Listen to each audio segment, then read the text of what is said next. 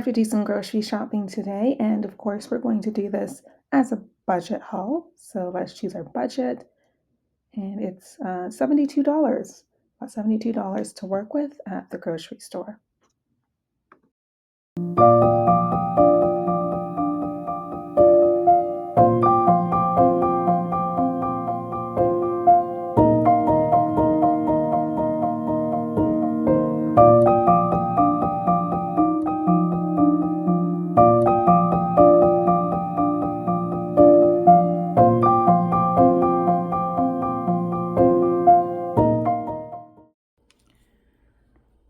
So I'm back from the grocery store. I've got a quick grocery store haul for you. My total came up to $61.12. And yeah, I don't think I actually bought that much stuff for it to, come up to that total. But let's see what I was able to pick up at the grocery store.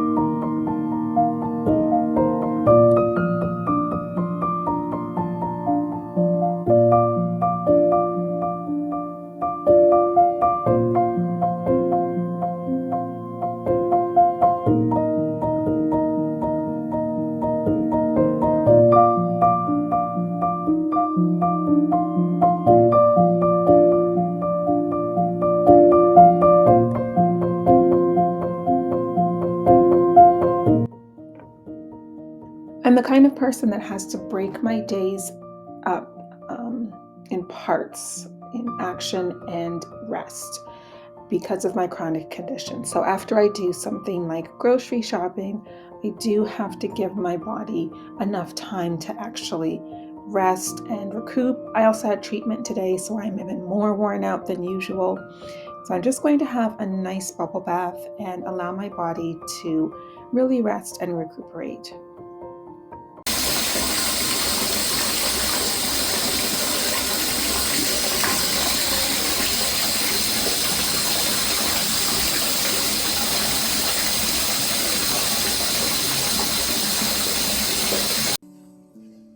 For the longest time, I felt bad about having to break up my day in this way. I would watch people who were able to go from one task to the other without needing to take those rest breaks, and was just in awe of them. I just would watch them and wish that my body could do the same, and even try to push my body to do the same, because that is what is normalized in our society. This idea of always being on the go, always being productive and active.